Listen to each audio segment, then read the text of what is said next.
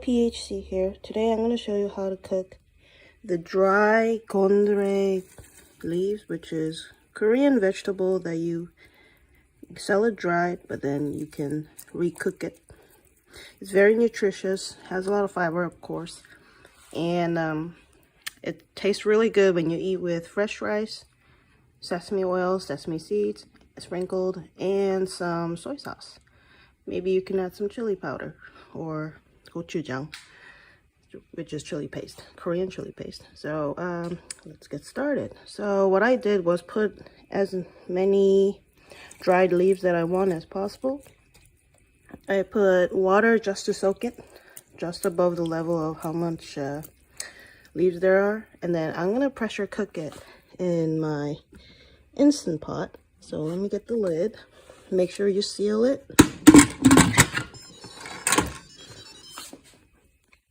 And then I'm gonna pressure cook on high. My hands have all the leaves on.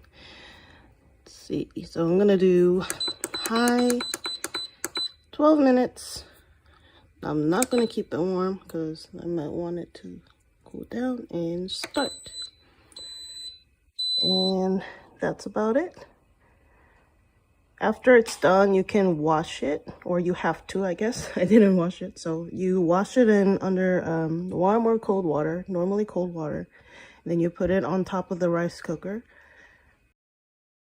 In your rice cooker with rice, and then put these on top, and then you can cook the rice, then it automatically cooks, or you can stir fry it on a pan to marinate it on your own.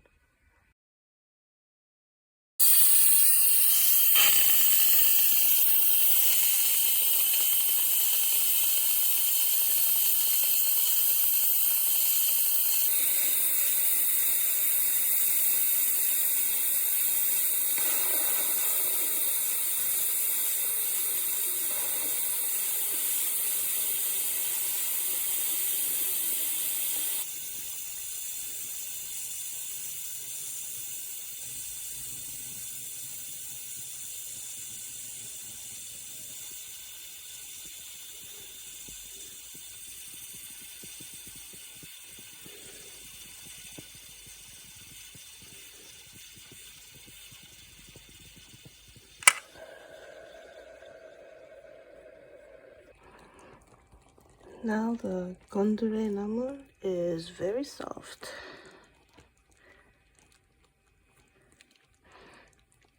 Now I just have to wash this, well, preferably in a cold water, and use it like a normal vegetable. So I washed this Gondeurae Namoor like, I don't know, 10 times. It had a lot of whatever, dirt particles, I guess, soil, and yeah, I even found the one leaf that doesn't really look like Gondeurae. I hope it was not like deadly. I doubt it. But this is a, what is it? This is from like a mountainous area, like a organic something. So I would be okay with having some stuff in here, which is supposedly organic, right? So what I'm gonna do here is, having to do with one hand, I have to chop it.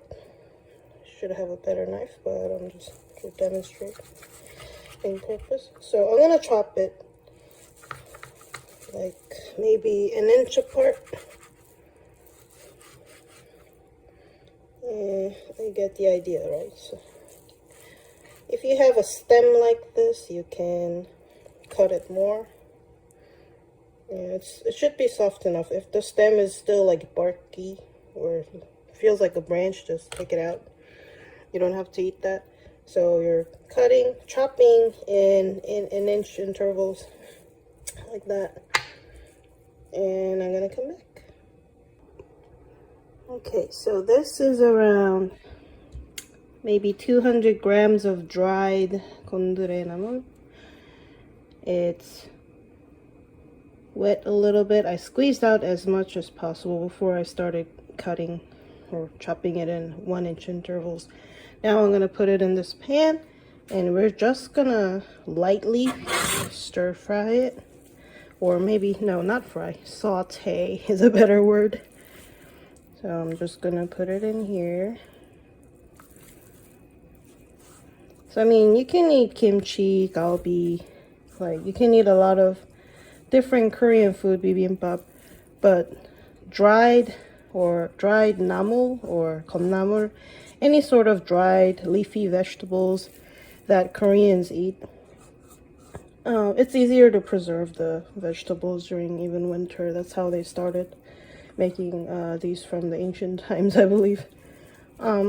This is like the ultimate level of Korean cooking. It has a lot of nutrients, which is really good for the body. It has a lot of fiber.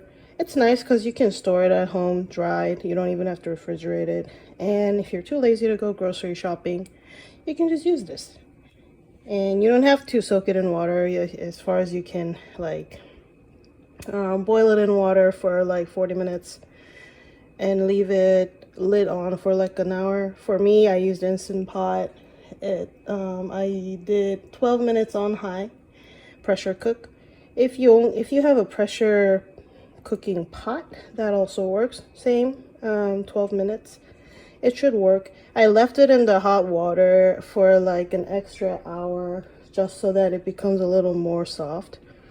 So now we're gonna put so for this much I will put, there's this Korean 국간장, which is Korean soy sauce that's more salty and specifically made for cooking, like soups.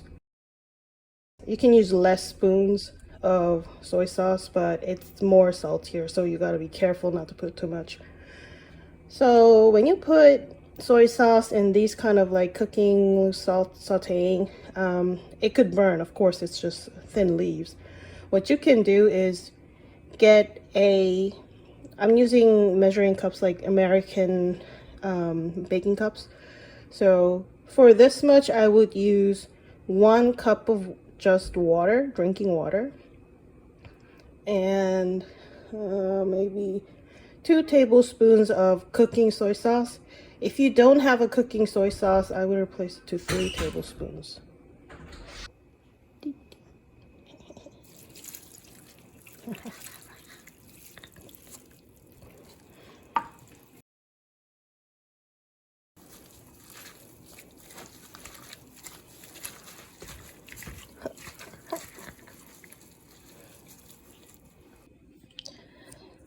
So I'm done. I kind of want to squeeze a little bit so it absorbs the taste. I got the oil, Korean perilla oil. Well, you cannot cook with sesame oil, but a little bit is okay. But with perilla oil, you can saute, legit saute. It's okay. And I'm going to sift some sesame.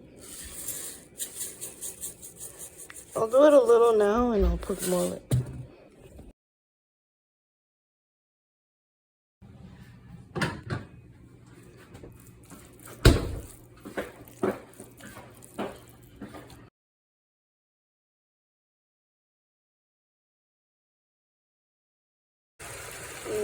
Cook for maybe 5 more minutes once it starts sizzling.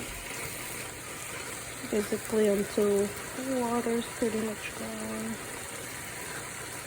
There'll still be a little watery after this. After this, I will put some more sesame seed on top of it.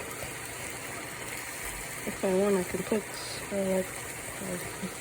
I put 2 tablespoons of oil here, but I can put 1 more tablespoon of actual sesame oil. The Japanese ones are bitter, more bitter, so I'd recommend using the Korean one. Be careful not to burn. You gotta stir and mix around so the heat is evenly distributed. This will be very boring for many people. Some trying to eat with rice, mixed with rice. I might even have some soy sesame oil sauce for the rice, so I'm not making it too salty. Okay, more sizzling. I ended up cooking for 10 minutes because I wanted to get all the juice evaporated. It's better than starting off with less humidity.